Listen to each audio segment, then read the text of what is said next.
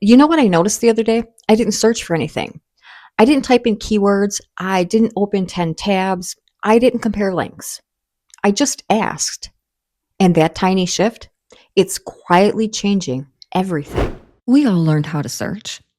We learned which words to type, how to skim articles, how to spot the right link, how to ignore the junk.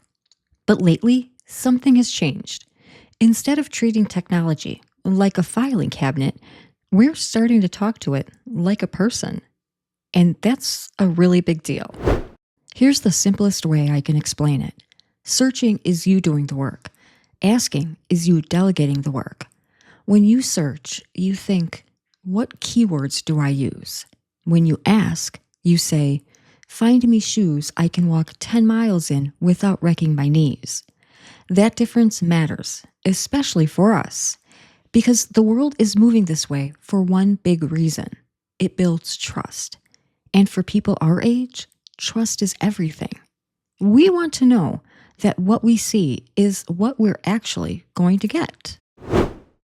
Instead of best walking shoes 2025 reviews, you say, find me shoes I can walk 10 miles in. I'm over 50, I have mild knee pain, and I don't want them to look orthopedic. Instead of best moisturizer mature skin, you say, order me a moisturizer that actually works for dry, aging skin and doesn't feel greasy. Instead of espresso machine deals, you say, find me the best deal on an espresso machine that's easy to clean and won't intimidate me. That's not search, that's conversation. And conversation feels human, not technical. We've all had that moment. You buy a lamp or a rug or a chair. You bring it home, and suddenly it's twice the size of the table it's supposed to sit on. This is where tools like Amazon's View in Your Room become life changers. If you're on the Amazon app, you can tap a piece of furniture and select View in Your Room. Your camera turns on, and suddenly that chair is sitting right there on your rug. You can walk around it. You can see the scale. You can tell if the color clashing with your curtains is going to drive you crazy. That's not flashy tech. That's confidence. And if you want to glimpse where this is all heading, there's something like the Apple Vision Pro. Now listen, I know, it's expensive. It looks like ski goggles from the future. Most of us aren't buying one tomorrow. But the idea behind it matters. With it, you aren't looking at a screen. You're inside the scene. You can pull a 3D model of a product out of thin air, rotate it with your hands, see the stitching as if it were 6 inches from your nose. It removes the fear of the unknown, and fear, not age, is what holds most people back from tech. You might hear a term like digital twin and think, oh no, here we go.